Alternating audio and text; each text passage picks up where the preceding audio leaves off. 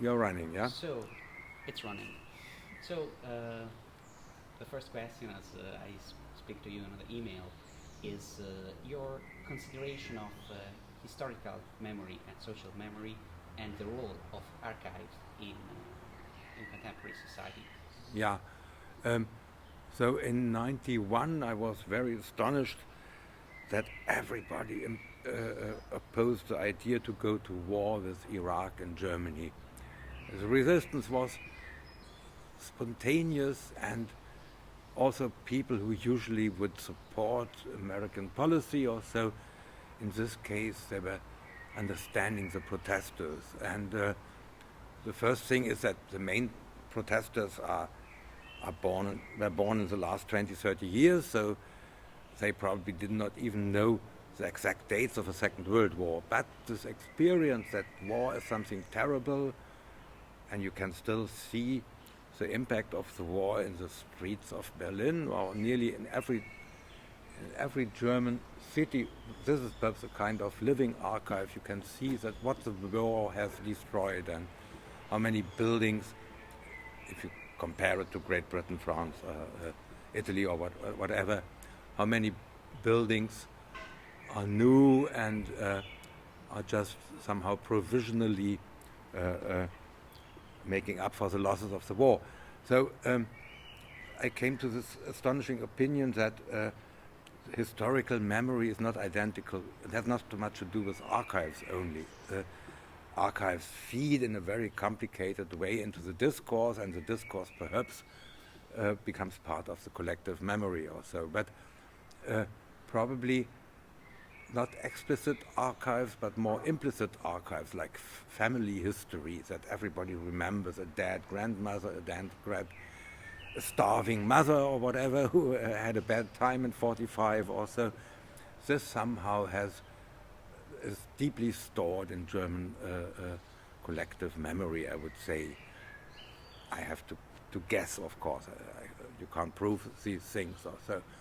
So probably the archives are something potential and not something actual. It's a little bit like the library you have at home, but you have not read all the books, or you have forgotten some of them, or it's long ago that you have taken a look at them.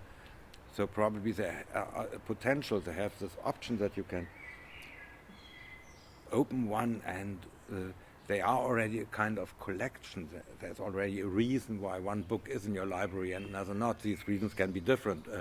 In some cases because you are interested in the field, in other cases just because your grandmother gave it to you or so, which also documents a relationship or so.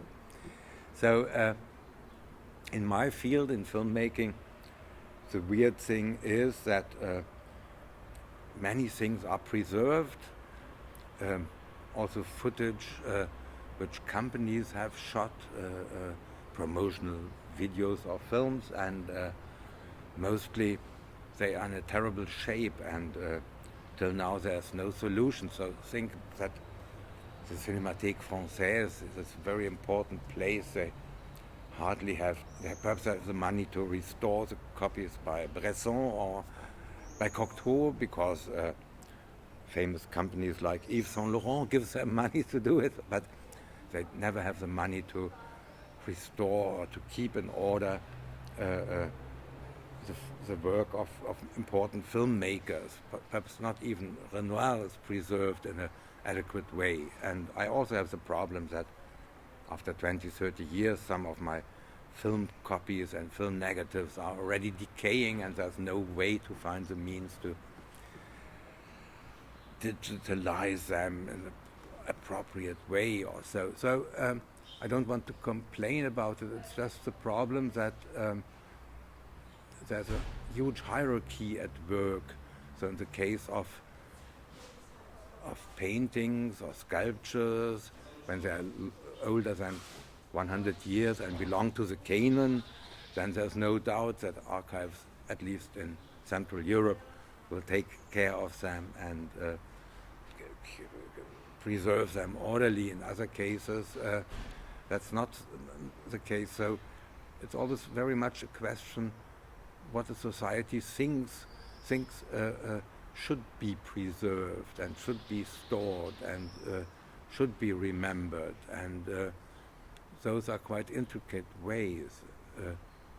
Perhaps you can continue with the question also. I lost my path right now. Okay, so I would like to know something about the use of archive images in films. Yeah. And the direct shooting, the shooting of, Yeah. something real. What do you think is the difference between these two ways of using the image, the basic differences? Yeah. Can you please wait 1 second? Of before course, speaking? yeah. Okay, thank you. Of course. So in the mid-80s, when I shot a lot in companies, at production sites and factories and so on, very often when I came there, the people said, usually the television people put their camera here, here, and here. And that was annoying. I tried to find a better place, but there was no better place. They had done it already. So that's a bit comparable to the use of verbal language. Of course, a lot of expressions exist already. So it's not that you invent the syntax or the structure of your discourse every moment. You must somehow find a fresh access to it. Otherwise, you are just repeating stereotypes or so. And in a similar way, when we documented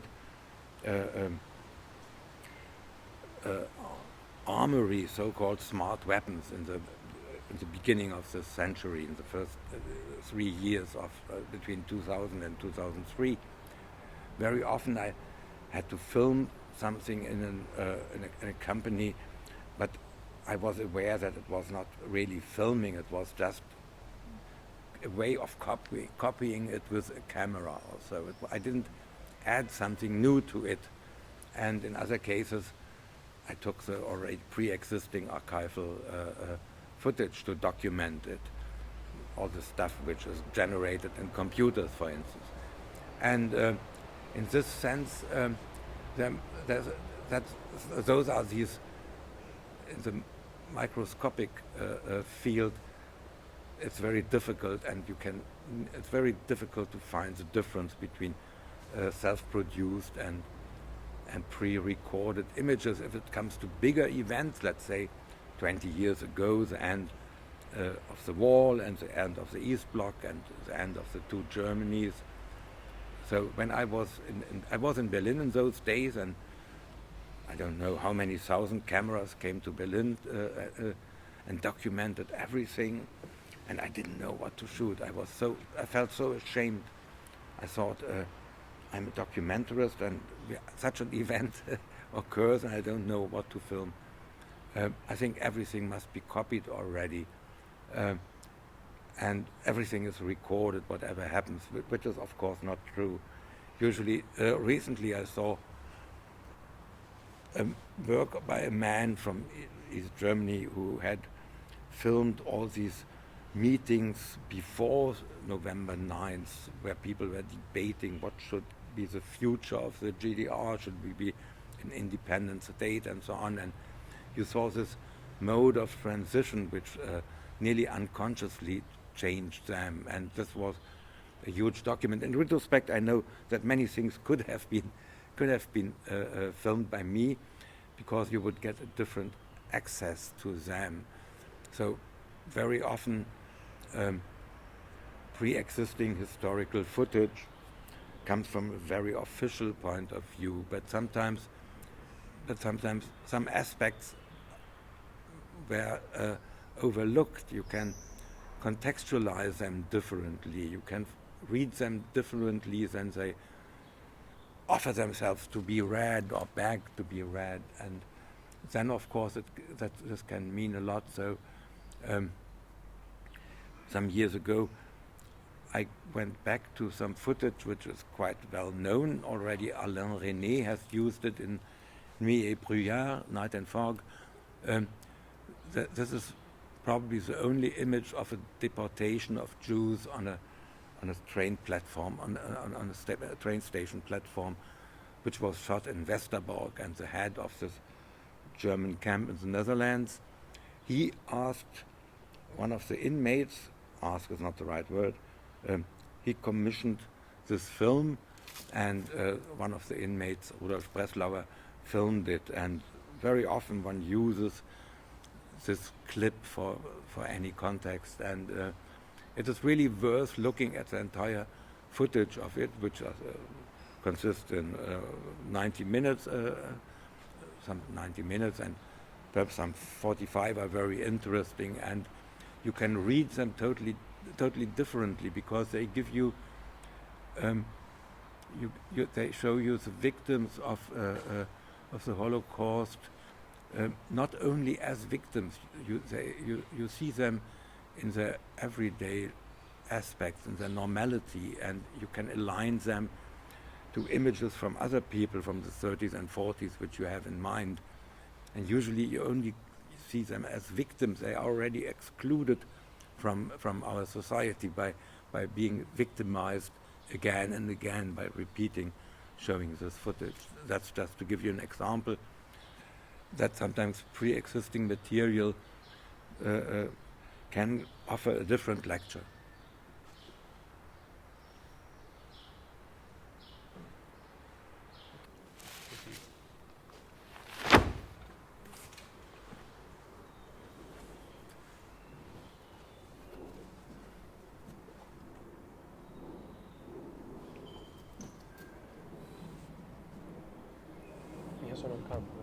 No, va bene.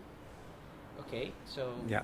Videograms of a Revolution, and the experience of this film, and your experience with. Yeah. So in '91, a lot of books were published about Romania, mainly in France, and it was all about this TV revolution, this fake or virtual revolution, which did not really take place, but only was created synthetically in a studio. Baudrillard, for instance,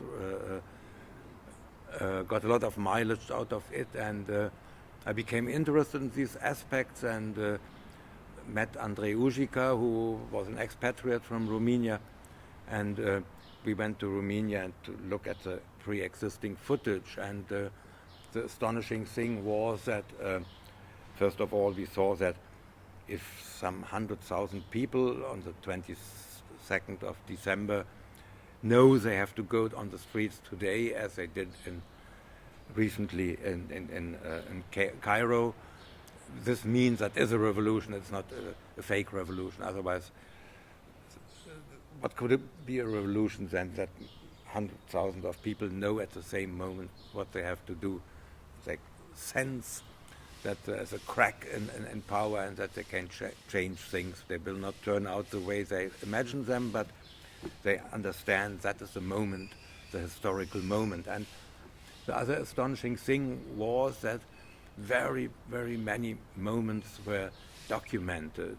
So very decisive moments, like the moment in which Ceausescu escapes with his helicopter from the Central Committee building, even by two cameras. One was shot by a total amateur who had hardly ever filmed something except his family also, and the other, and that was mostly the case, by people who were somehow filmmakers. They were cameramen working for television or for sports institutions, keeping a camera at home, and in this moment they used it in a different way. The astonishing thing was that we found all these elements, these narrational elements, with not atmospheric elements, but really decisive exchanges between politicians, somebody captured and tried by the revolutionaries, an old minister, for instance, Secretary of State. So it was really as if you would make a feature film, as one does so often about historical events. It was a little bit kitsch, because this idea that every decisive moment finds an adequate representation in a filmic scene, that is also a bit uncanny, because let's say, why did this revolution happen in the East? It happened because people came to understand without the guarantee of the Soviet Union, they could do whatever they pleased.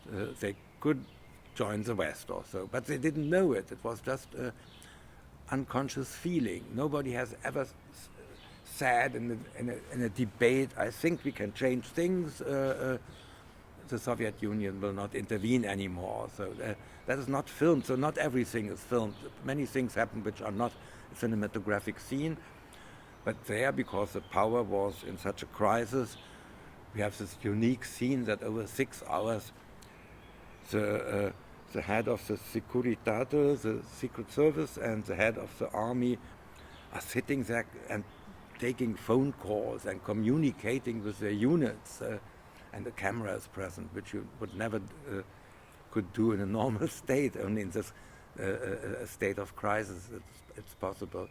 So you become aware how few things we see in normal life, and how many decisive moments occur to which we don't have access. But also there in Romania, many things were done behind the doors, of course, because behind every door there's a next door, and continuously there are all the secrets behind all the things which are revealed.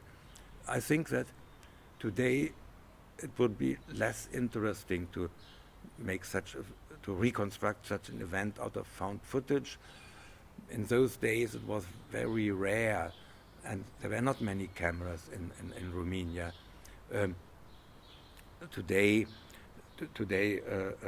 cameras are used by so many people in a more automatical sense, that they see an event and they just point it at it without thinking about the position. Also, I will give an example. So one man was smart enough to film his family while watching the revolutionary announcement on television, and then you could see their faces as amazement also, and those things are hardly ever documented. And we were looking for one special shot which we never found. How does normal life continue in such crisis? Let's say a woman cooking, and down there you see the demonstration or the clashes, or people shopping, and outside you see the police fighting. Also, these images were all missing, and I doubt that you would get them in Egypt now or so. If you would really ask 100,000 people to turn in their footage, I think you would always get nearly the same. So this is of course the same problem you have with archives.